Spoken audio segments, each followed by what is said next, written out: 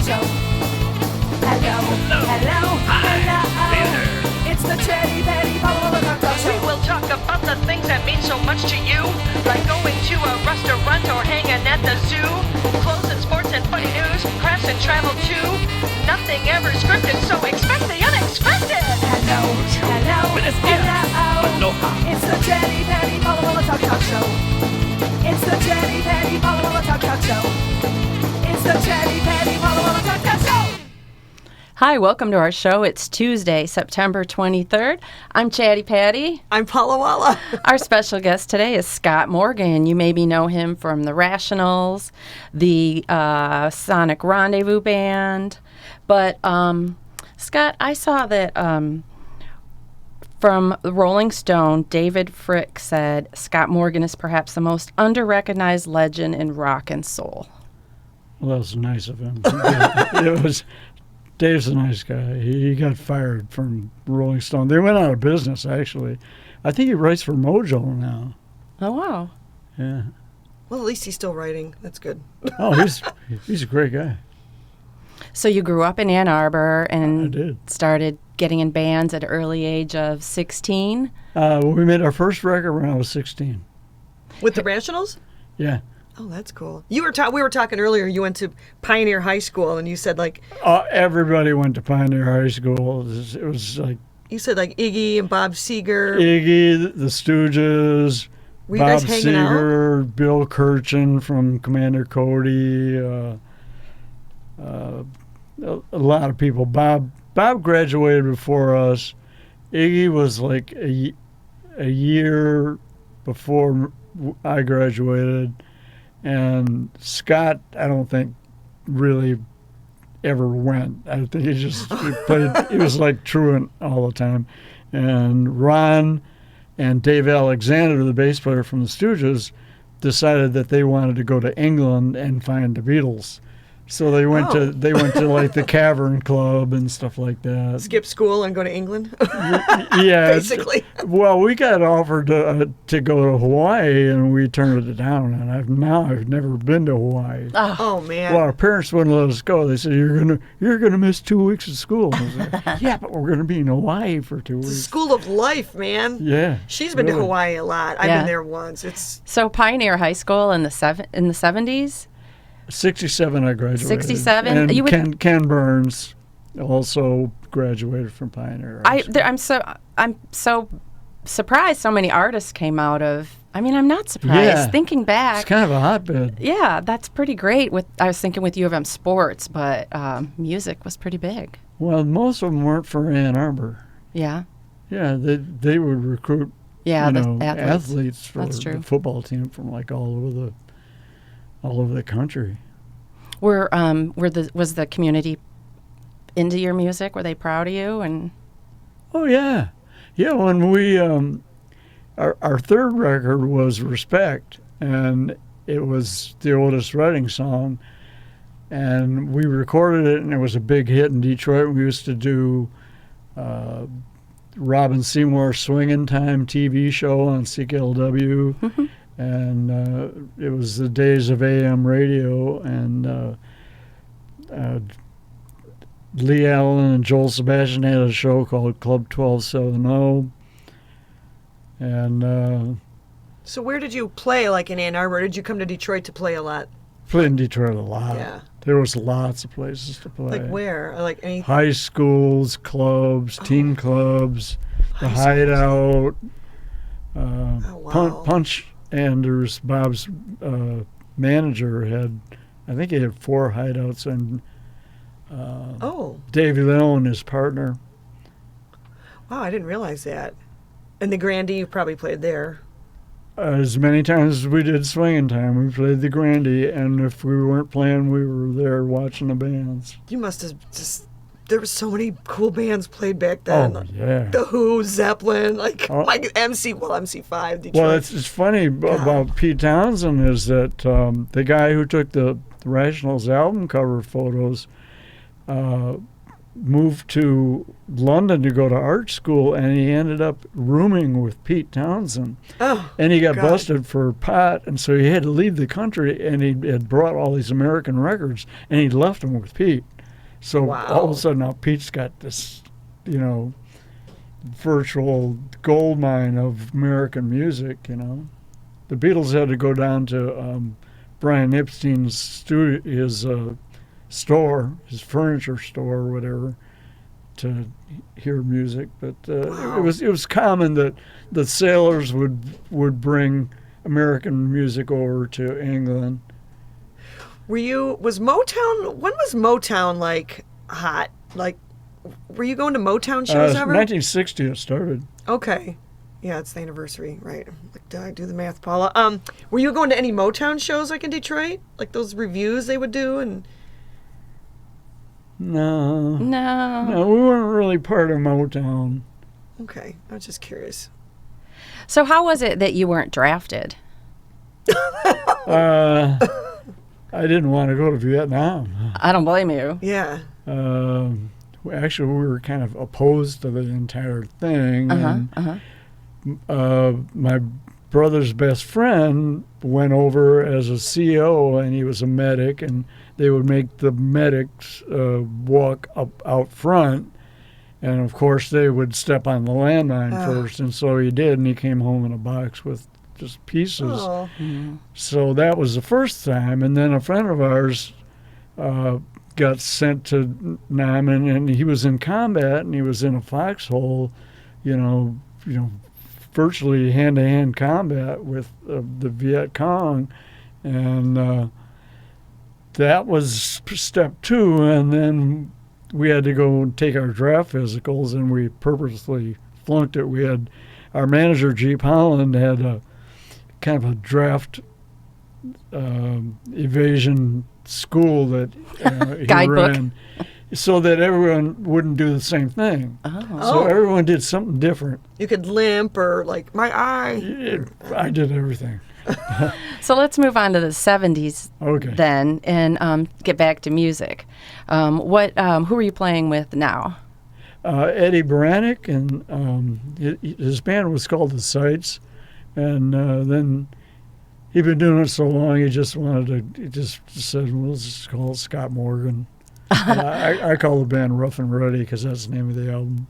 So that's now more recently you've been playing with the Sights. Yeah. Yeah. That's what I'm doing now. And what's it like being with these younger guys? Well, they're not that young, but Yeah, they're not they're younger than I am, but they're really good. We have 2 women who sing with us. Christy Morgan. Christy Morgan is not related to me. She's married to a Morgan. And Liz McIntyre is, those 2 sing harmonies. And we have a regular rhythm section. Eddie's like the band leader, and I'm the lead singer. That's cool. Well, with him being a little younger, he can carry the equipment then. I don't have anything to carry because I just sing. Yeah, that's true. That's true. I still have amps and stuff I have to carry, but my husband plays in the band with me. No, and I don't so have to do that he anymore. carries it for me. I think I would have to hire someone. Yeah, for it's no fun. I don't want to lug a Marshall cabinet around. No, I got rid of my Marshall a long time ago. It's too heavy. A lot of musicians are It's a good amp. getting but into the lighter. Well, then I went to a Boogie, and those are nice too. yeah, Now I have had a Vox. Fender. Fender that's the one that Jimmy McCarty just sold to Ted Nugent. Wasn't that the craziest story? Yeah, it's very weird. It's just on a lot of levels, but it's the Fender twin reverb that he played on a Jenny Take a Ride. Yeah. I think it's cool that it's still in a Michigan family. I don't know. It's a good story that Ted bought it. He's got a house out by where my sister lives in Concord, it's west of Jackson, and the rest of the time he's in somewhere in like Waco, Texas, or something like that. That kind of figures. Waco seems like. And that. he's on the board of the NRA, and it's sort of like Yeah, I know who him. were politically opposed. You know. Yeah. and He is a good on guitar that player, though. level. He's a, Oh yeah. I think. I don't like his I music well we songs. we subjects. came up together at the same time. There was the Amboy Dukes. Right. Yeah. So was he playing? Did he go to Well, I Pioneer still High like too? him and everything. Did he go to It's Pioneer High School too? not politically. We're just Yeah, I know. we're opposites. So. Politics are just best to not even talk about. He I grew up in Chicago, I think, and then he moved to Oh. Detroit. So you brought a record with you here today. Let me get this record player warmed up. Let's see. But It's a tube tell us amp, what tube we're going to be listening to. Oh, this starts out with like a radio frequency, like tuning in a radio. We recorded at Jim Diamond's studio, Ghetto Recorders, in the old Fillmore building, and then he fell in love with some girl and moved to Montpellier, France, on the Mediterranean. And so we found another studio in Hamtramck with Adam Cox and finished the album there.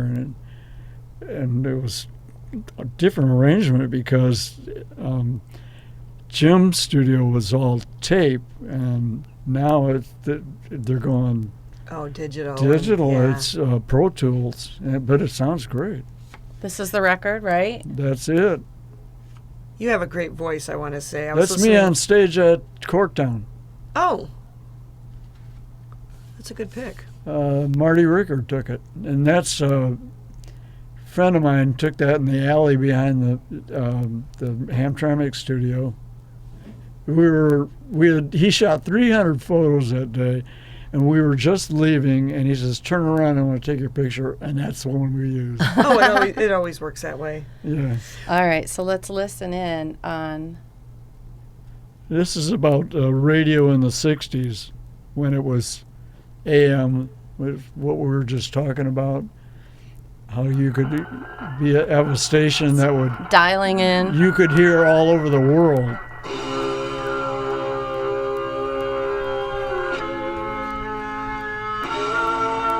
Radio It's called Revolution. Radio Revolution, and as soon as it came out, Green Day came out with the song with the same name. Green I Day. feel like I got ripped off.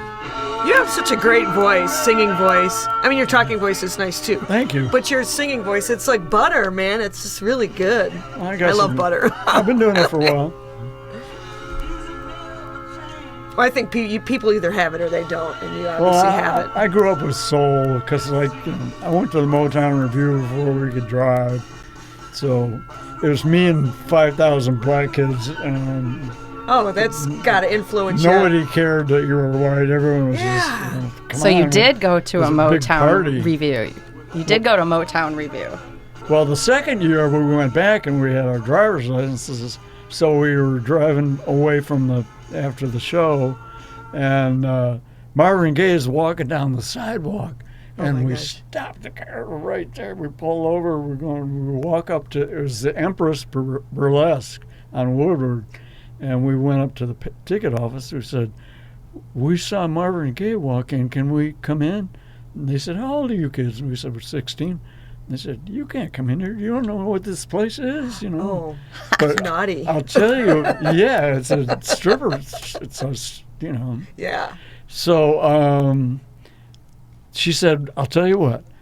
Walk up the fire escape to the balcony, and I'll have somebody open the door and let you in, and you can watch a show." And Marvin Gaye's on stage dancing with the strippers. Oh.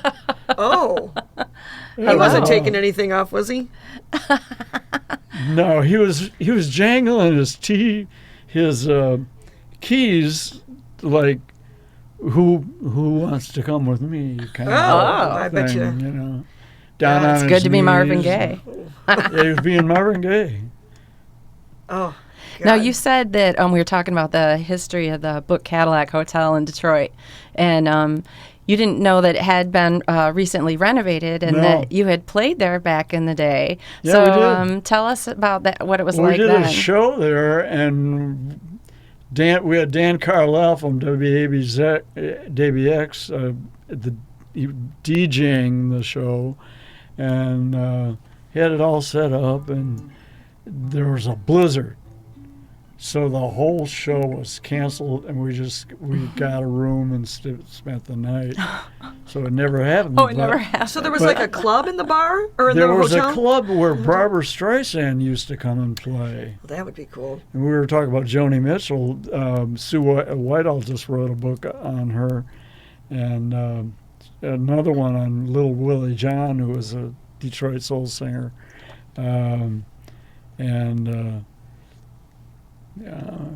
Joni Mitchell, she lived in Detroit for a while. Yeah, I never She knew married that. Chuck Mitchell. He kept his name. And Mr. and took his Mrs. name Mitchell. and left him. Oh, well. Went Well- on to better things. What are some other run-ins with big name celebrities that you can recall? Met lots of people.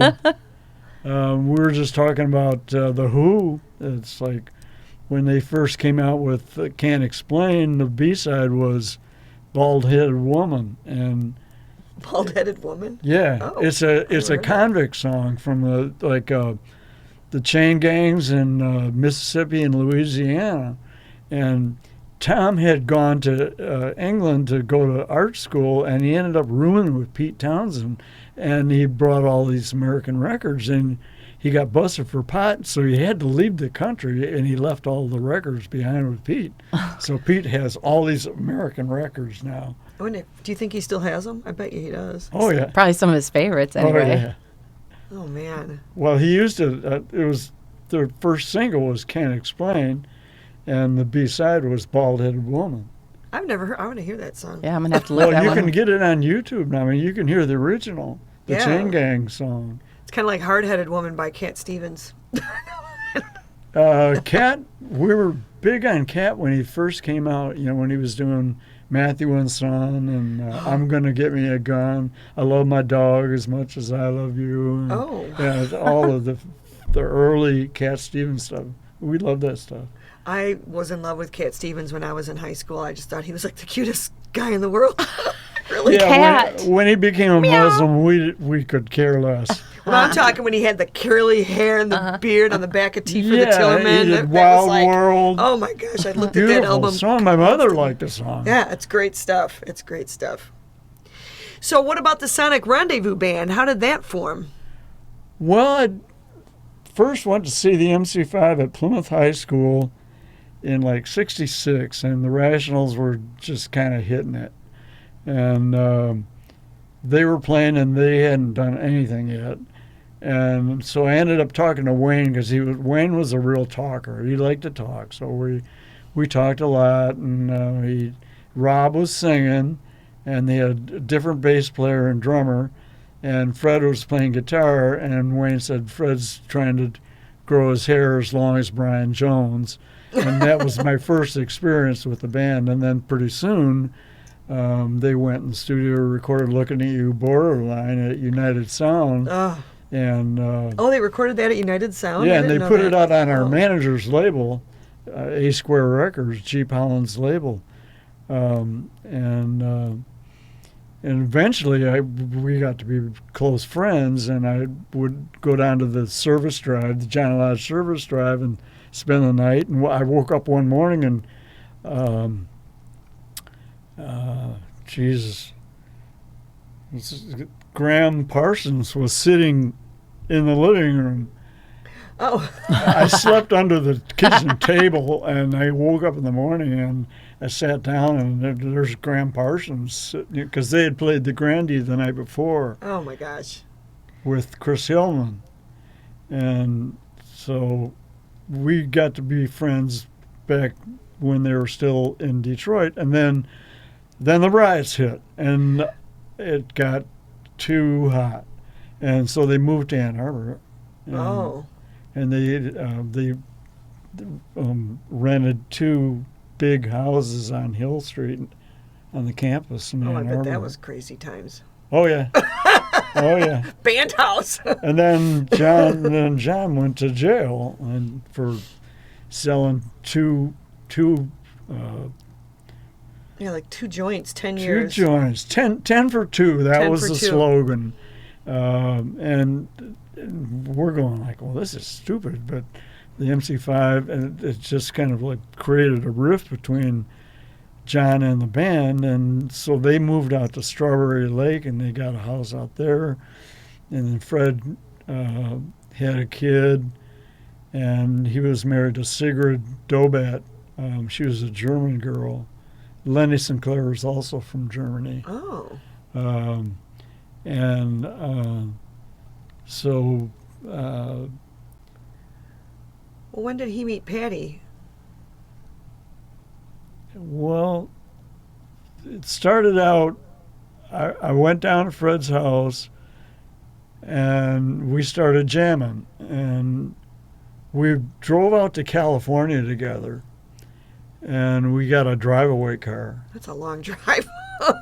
Yeah, but, geez. Hey, you're hippies. What else we you got to Cadillac, do? And You're we musicians. slept in the Cadillac at the, Oh, at God. the, yeah, I've done stuff like at that. the Grand Canyon, and Sounds like lured fun. the car and found an apartment, and then it didn't work out, so we came back, and then we kept adding things. And Scott had left the Stooges, so we're thinking, well, we need a drummer, and Scott's in Ann Arbor. We moved back into his mom's house in Ann Arbor, and he's not doing anything, so we got his mother to finance a set of drums for him, and so now we got him, and we had Ron Cook on bass, and him and Scott were like oil and water. They just they didn't get along, and so we started going over to Gary's, and Gary Rasmussen? We got Gary, I love him. Gary Rasmussen in the band, who ended up playing on People Have the Power. Oh, did he? Yeah. Oh, wow. He's been posting all this stuff on Facebook lately. He likes to cook a lot, and he's been really doing some. Well, it's awesome... because he had MDS. It's a precursor to if you don't get it taken care of, it can become leukemia. Oh. So he went through all the bad stuff like bone marrow transplants and stuff, and it worked. Good. And good. so he's back. His health is back, and Good. He went backstage and talked to Patty. Oh, he was there at the show? Yeah, he went That's to. I set it up, Oh, but I didn't.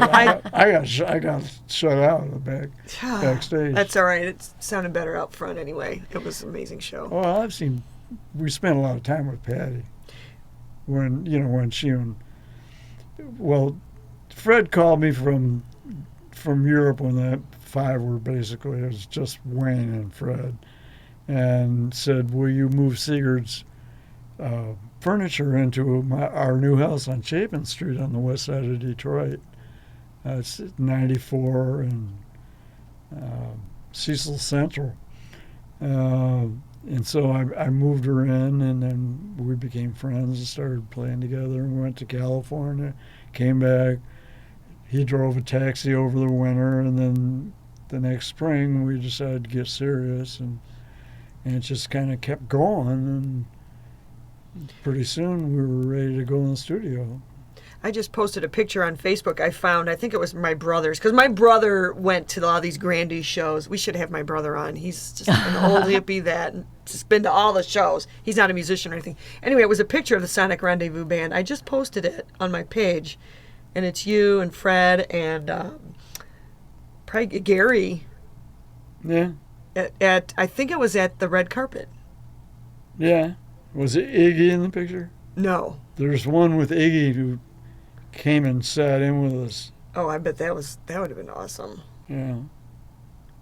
Have you ever played with Iggy, Paula? I have not, but I've had several Iggy run-ins. One at Bookies, when he played 6 nights in a row at Bookies in Detroit. And I was at one of those, and I was in the bathroom. The bathrooms back in the day were just not boys or girls, just get in line. And so he asked me if I had a pen, and he was trying to get some girl's phone number, and all I had was an eyeliner pencil, and he used that, and it broke, and I'm like, thanks. And then I met him at Lollapalooza. We did play on the same bill, just not the same stage. Iggy? Yeah, so he was hanging out backstage, and he was standing by himself drinking a big glass of wine without a shirt on and tight jeans, and so I went over and introduced myself. Said I'm from Detroit, and he was very nice. Well, we've just got a couple minutes left, but Okay. I wanted to ask you about your time overseas in Europe because I feel like you spent a lot of time there. Well, I met this band called the Helicopters, Mm-hmm. and they were big Sonic's Rendezvous Band fans. And they were coming to New York for the first time. And so I arranged it to meet them in New York. And that lasted for like 10 years. Oh, uh, that's cool. I went to New York, did the encore with them at a couple of clubs, went to the recording studio, cut a record. Then they flew me out to Seattle, to the... Where were they from? They were from Europe? they're from Stockholm. Okay. Did you like it over there in Europe? Were they, was it Yeah, different we audience? recorded in Amsterdam. Uh-huh. So I split my time basically between Amsterdam and Stockholm. Oh. And so we based a couple recording sessions and tours out of Amsterdam, and then I went back to Sweden and we started working in Sweden, and did a couple more records. We did soul, because cool. we both love soul music. Me and Nick Royale. Nick Yes. Anderson, the singer. And Swedish meatballs. Were the Swedish meatballs good in Sweden? Well, how was No, how was the pay? it was didn't seem to matter. I was living with my parents, so I mean, once I was there, I was there, and they would give me an envelope and say, "We don't know what this is for, but here." Oh, that's cool. It wasn't. We didn't get rich. Yeah, but you were having a lot of fun. I spent about 10 years there. Well, Amsterdam and Stockholm seem like two completely different cities. They are. Amsterdam everything is legal in Amsterdam. Yeah. Prostitution, drugs, pot. You can make your own hash. Wow. Stockholm it's Nothing's just legal. pretty much an old country city. I would like to go to Yeah. either of those. It's kind of on my That's where list. that young girl's from now, who's the climate change girl. Yeah, it's from Stockholm, Yeah, she's from Sweden. Sweden. Yeah. Yeah, it's Yeah, very moving speech. I saw part of that, and she's right. She's very right. She's saying you adults should be ashamed. I'm a Gotta stop it. school kid We gotta stop it. girl, and I know. I'm here, promoting climate control, and what are you doing? You're know. the adults, Talking Yeah. about money and just the world is a crazy place right now. Yeah. Which is why I'm glad we have music, because it saves us. It does. Do you have any gigs coming up where we can see you play? No. No.